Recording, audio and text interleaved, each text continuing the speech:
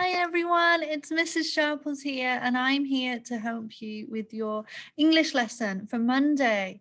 Now, we are going to be doing the Little Red Riding Hood story this week, and we're going to be thinking more about traditional tales, what their features are, so what happens lots in traditional tales.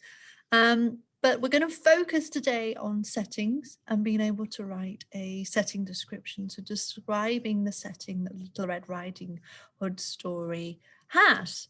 So I'm sharing a screen with you now. We're going to be talking about story settings, about the Little Red Riding Hood. So I'm going to quickly read you the story to recap. You've probably had it before, and that's what's great about when we use these traditional tales, is that you already know the story pretty well.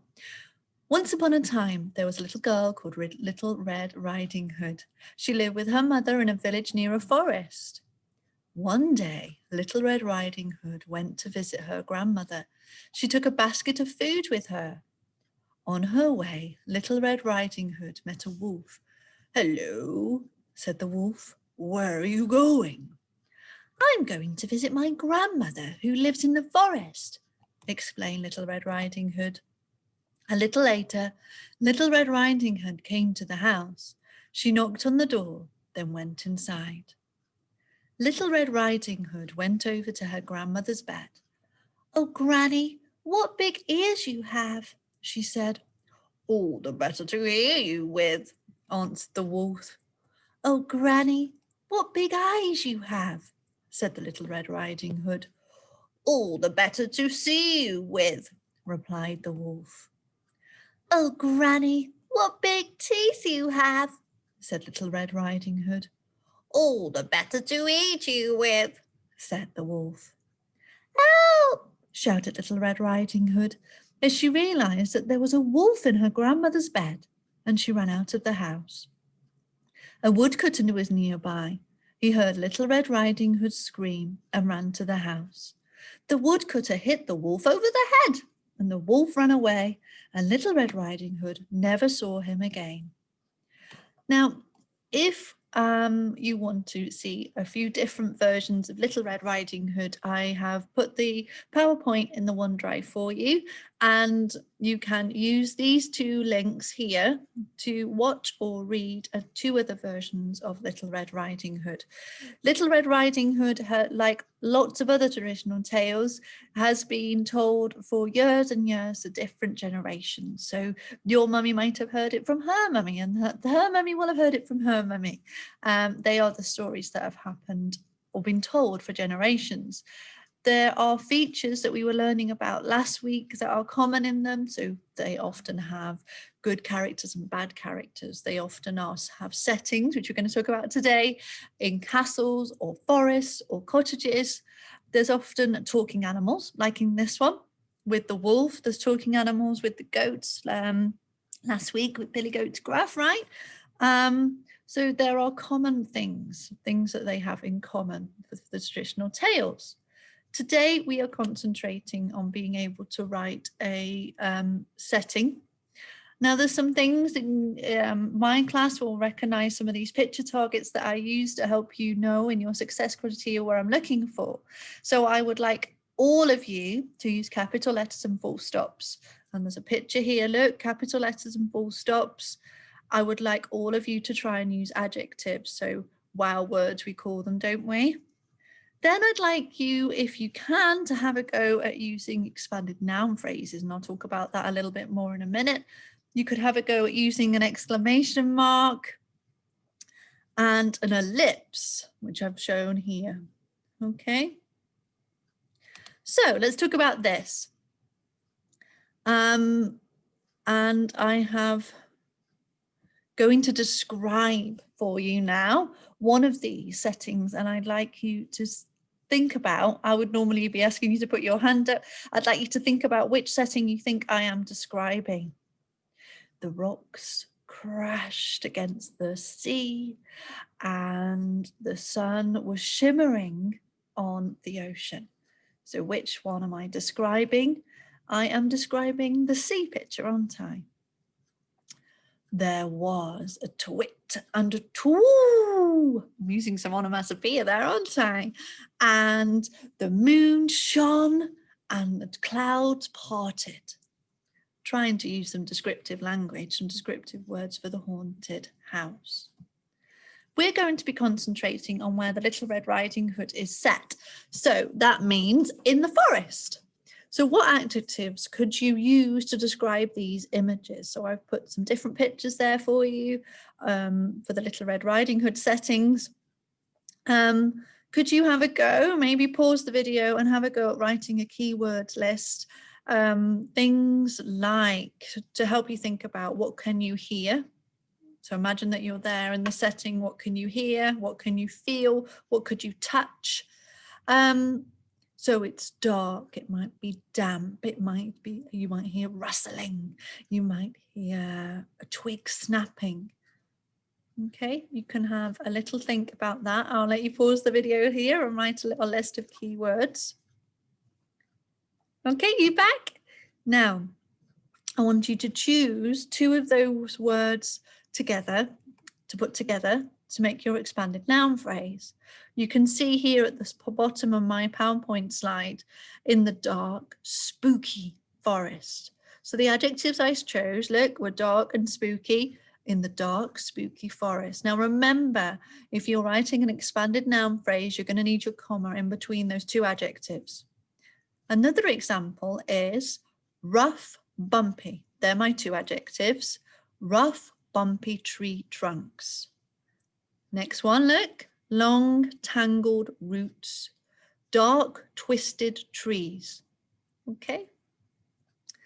So can you pause the video and have a go at writing your own expanded noun phrase, so using two adjectives to describe forest or tree or root.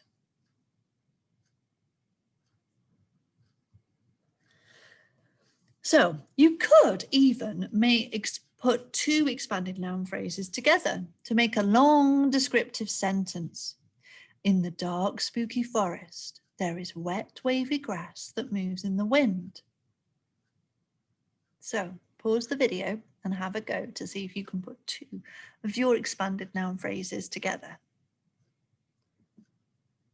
Now, let's talk about how we can use those ideas in a longer description. So we're going to do a piece of writing to describe the setting. The setting, remember, is where the story takes place and the Little Red Riding Hood takes place in the forest. Here's an example. I entered the deep, dark forest. There were many trees with long, tangled roots and thick trunks. It was autumn, and leaves covered the woodland floor. At the top of the tree, I could see a small, fluffy owl. The rough, bumpy tree trunks had small notches, but a mild, mature smell.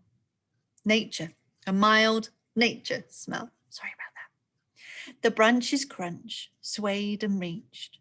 We stepped forward, all around, I could change that, all around were, sorry about that, as we're editing them, all around were, all around, let's have all around, the autumn leaves fell. As she crunched along the pathway to her grandmother, all around her, the autumn leaves fell as she crunched along the pathway to her grandmother's little white cottage. The woods were dark and the path got harder to follow. So I have got this here to help you think about this ellipse. So let's make sure that I can. I hope you can see this okay. Let's watch this together. Now, an ellipsis is the bottom one that I've put on the success criteria to help you if you wanted to make your writing go to that next level.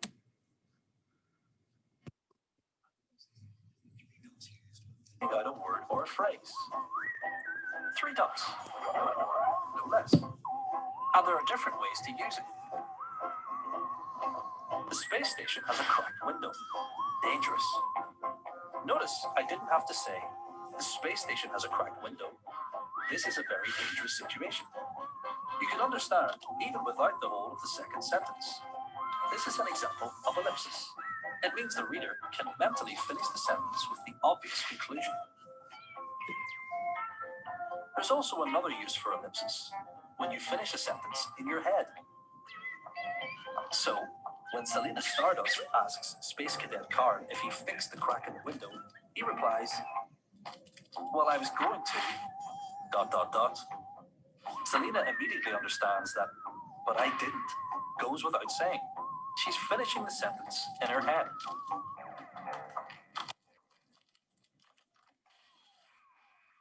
Hold on, Carl. Sometimes an ellipsis can also represent a suspension point or a hesitation.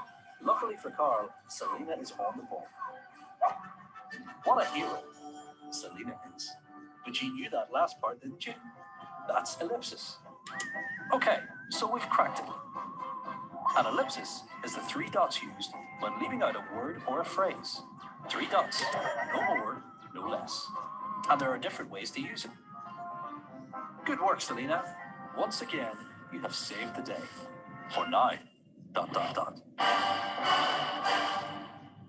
Okay, so an ellipsis you could use in your writing. So for example, in the one that I gave you before, I entered the deep dark forest, ... It helps it feel more dramatic, and it can make your reader you do a little bit more thinking, because they will have to put in the missing gap, putting the missing information. I entered the deep dark forest. It can create suspense and make you want to read more.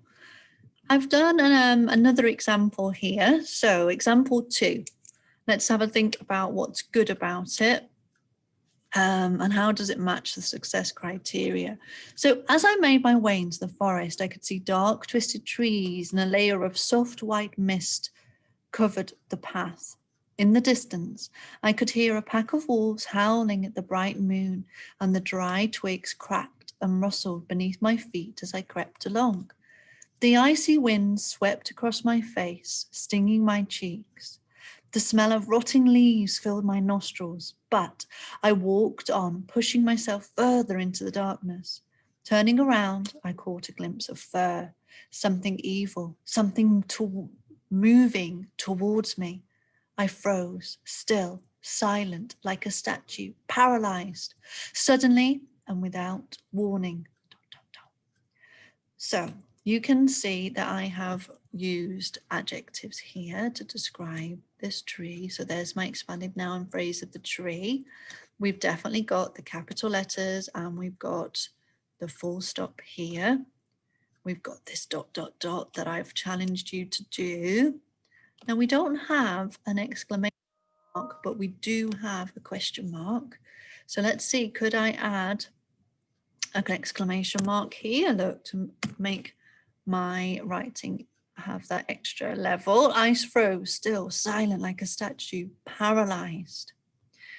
Then I've asked you to use full stops, capital letters, finger spaces, wow words. So the further you go down here, the harder it's getting and the higher level your writing will be. So these are the most important to use, full stop, capital letters. So if you only manage to do a sentence to describe the forest, it must have a capital letter, full stops and finger spaces. Then we're looking for adjectives. Can you use 2 adjectives together with a comma, expanding noun phrase, maybe an exclamation mark, or even that ... of suspense? So your activity today, what you'd like you to do is to write a descriptive piece of writing about the forest in the Little Red Riding Hood story. Please take a photograph and email it across to us. Mrs. Bolton and I will have a look at it and get some feedback to you as well. We love, love, love seeing your work. So please send us stuff across. So take care, all of you. Work hard on this piece of descriptive writing. Bye-bye.